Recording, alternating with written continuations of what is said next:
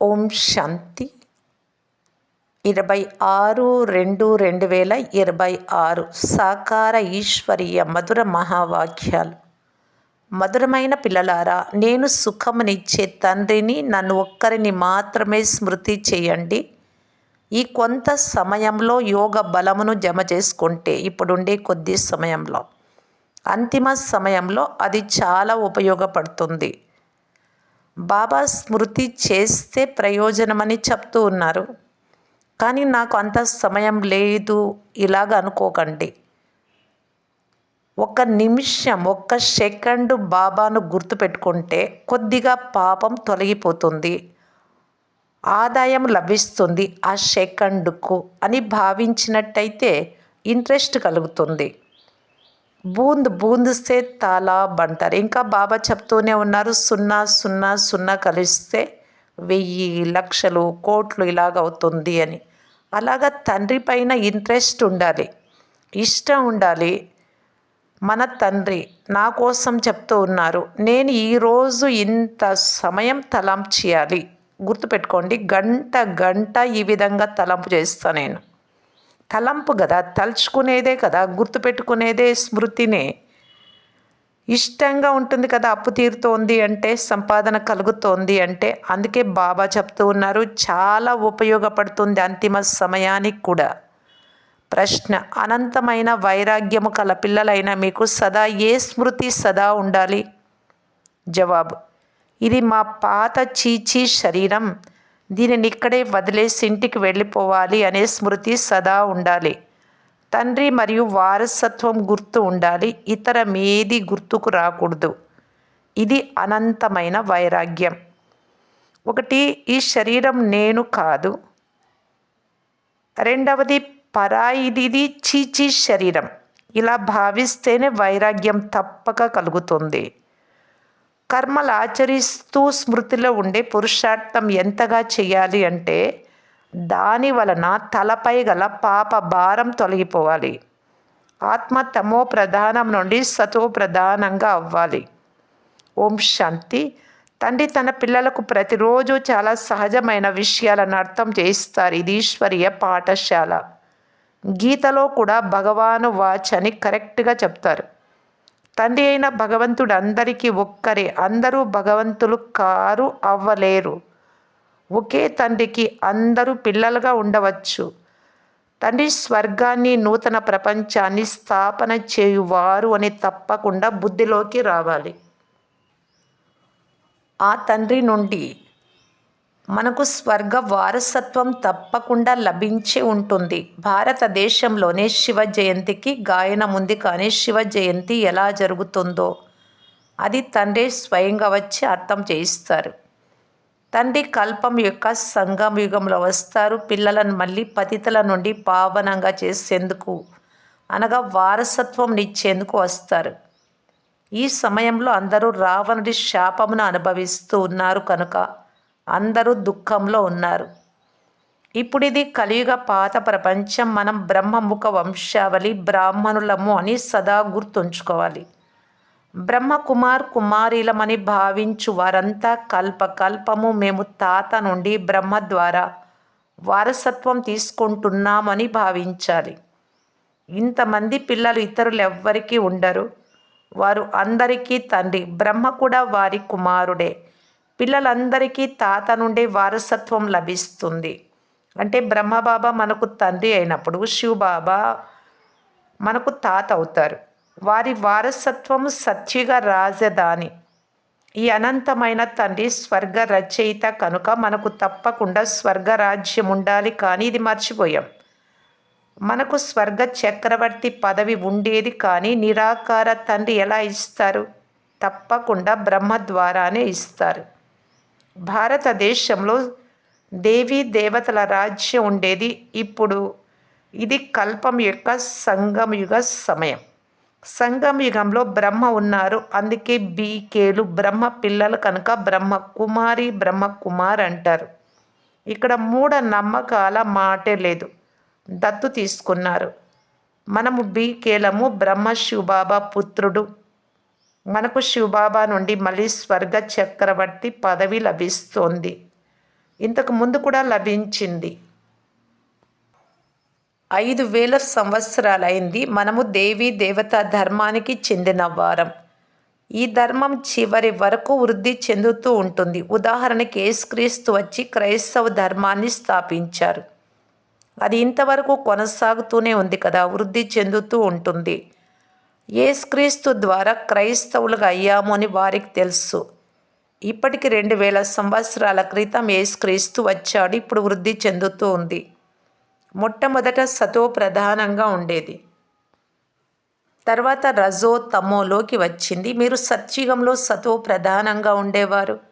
తర్వాత రజో గుణంలోకి తమోలోకి వచ్చారు. తమో ప్రధాన సృష్టి నుండి ఇప్పుడు తిరిగి సతో ప్రధాన సృష్టి తప్పకుండా అవుతుంది. నూతన ప్రపంచంలో ఆది సనాతన దేవీ దేవత ధర్మం ఉండేది. ముఖ్యమైన ధర్మాలు 4. మీ ధర్మం అర్ధకల్పం కొనసాగుతుంది. ఇక్కడ కూడా మీరు ఆ ధర్మానికి చెందిన వారే కానీ వికారులైనందున మీరు స్వయాన్ని దేవీ దేవతలము అని చెప్పుకోలేరు. మీరు ఆది సనాతన దేవీ దేవతా ధర్మానికి చెందిన వారు కానీ వామ మార్గంలో వికారాలలోకి వెళ్ళినందున ద్వాపరయుగం నుండి పతితులుగా అయిపోయారు. అందువలన మీరు స్వయాన్ని హిందువులమని చెప్పుకుంటూ ఉన్నారు. ఇప్పుడు మీరు బ్రాహ్మణులుగా అయ్యారు. అత్యంత ఉన్నతమైన వారు శివబాబా. వారి తర్వాత బ్రాహ్మణులైన మీరు. మీ బ్రాహ్మణ వర్ణం చాలా ఉన్నతాతి ఉన్నతమైనది. బ్రహ్మ పిల్లలుగా అయ్యారు కానీ వారసత్వం బ్రహ్మ ద్వారా లభించదు. శివబాబా బ్రహ్మ ద్వారా స్వర్గ స్థాపన చేస్తున్నారు.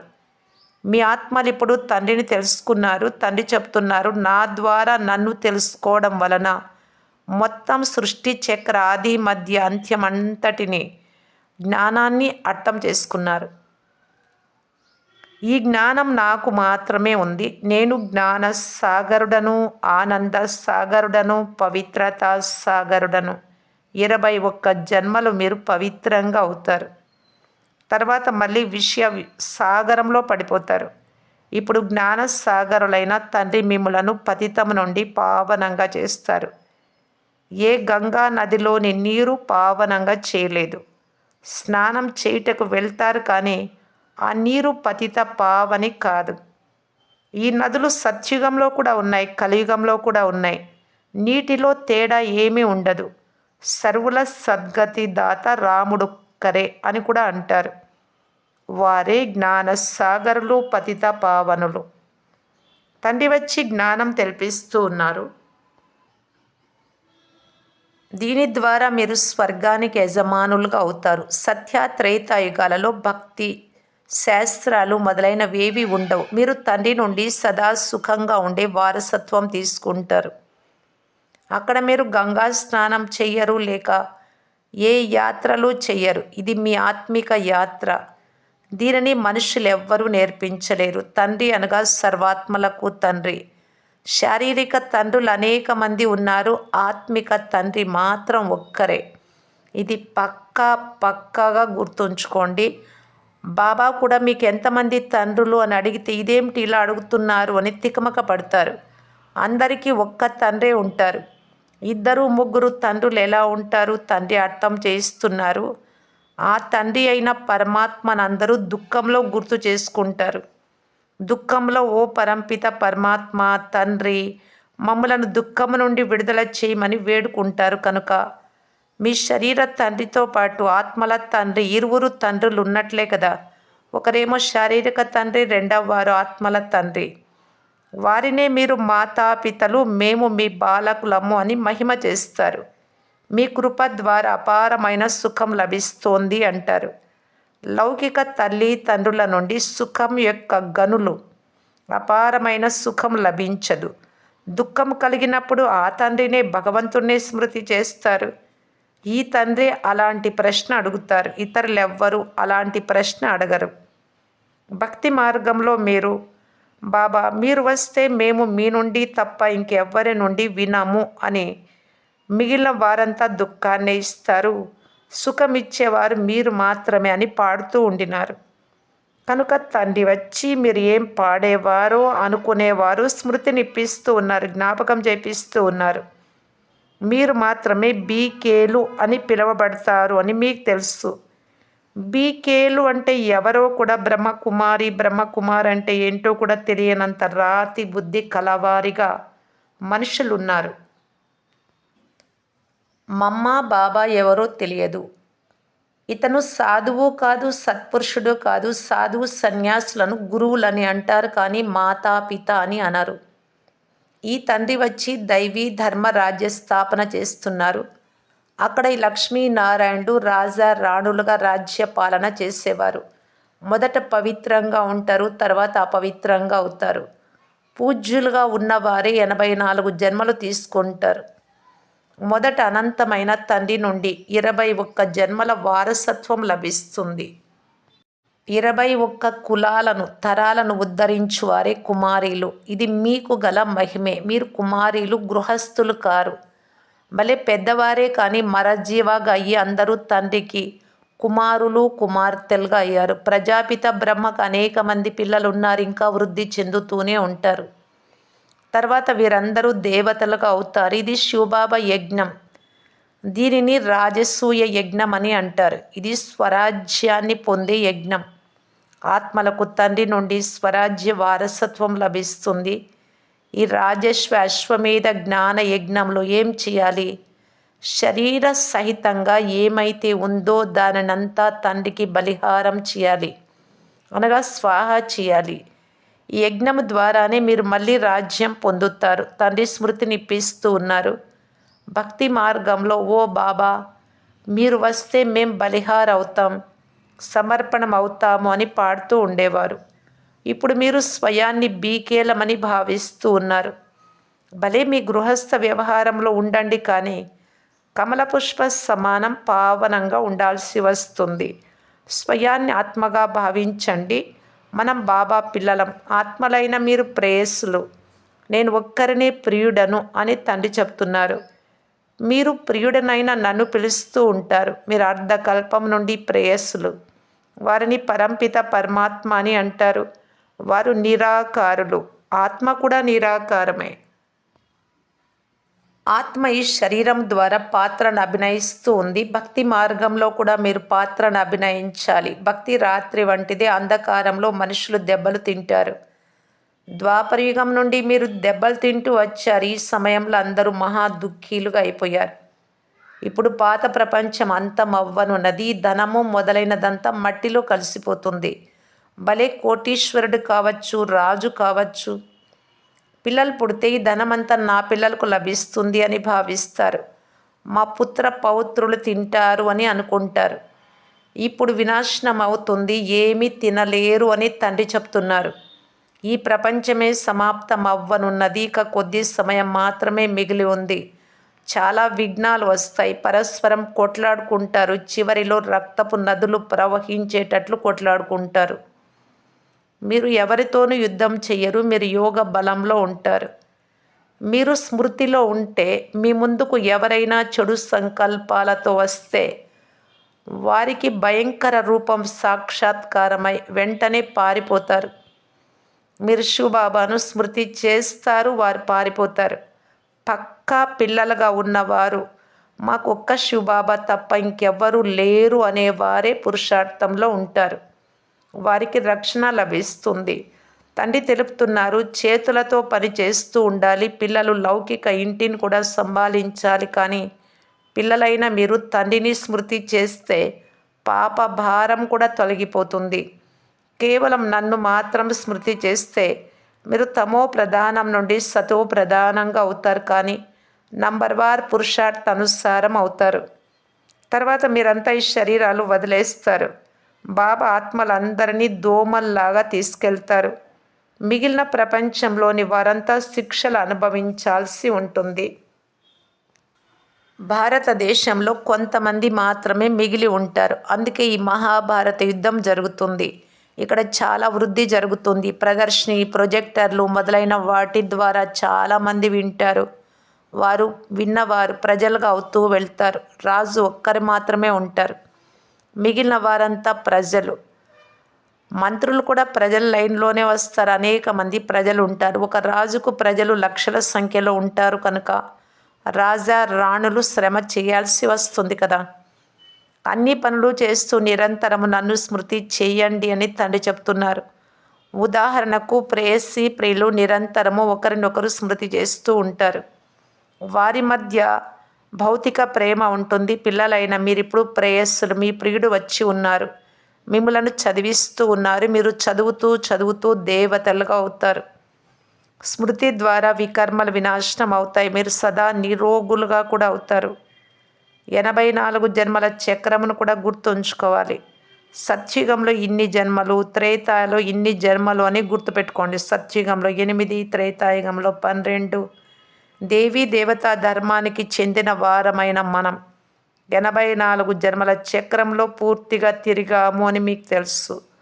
పోను పోను మీరు చాలా వృద్ధి చెందుతారు. మీ సెంటర్లు వేలు లక్షల సంఖ్యలో వెలువడతాయి.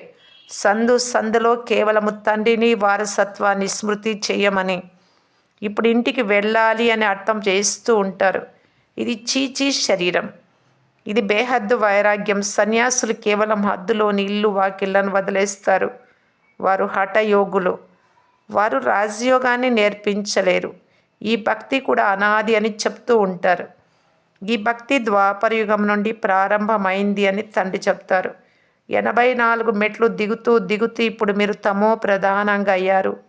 మీరే దేవీ దేవతలుగా ఉండేవారు. క్రైస్తవులు కూడా మేమే క్రైస్తవులుగా ఉండినామని అంటారు. మనం సత్యుగంలో ఉండేవారమని మీకు తెలుసు. తండ్రి దేవీ దేవత ధర్మాన్ని స్థాపన చేశారు. ఈ లక్ష్మీ నారాయణులు ఇప్పుడు బ్రాహ్మణులుగా ఉన్నారు. సత్యుగంలో ఒకే రాజు రాణి ఉండేవారు. ఒకే భాష ఉండేది. ఇది కూడా పిల్లలు సాక్షాత్కారంలో చూశారు. మీరంతా ఆది సనాతన ధర్మానికి చెందినవారు. మీరు మాత్రమే 84 జన్మలు తీసుకుంటారు. మనుషులంటారు ఆత్మ నిర్లేపము, ఈశ్వరుడు సర్వవ్యాపి. ఇలాగా అదంతా తప్పు. అందరిలో ఉండేది ఆత్మ. మాలో పరమాత్మ ఉన్నారు అని ఎలా అంటారు? అలా అయితే అందరూ తండ్రులు అయిపోతారు. ఎంత తమో ప్రధానం అయిపోయారు.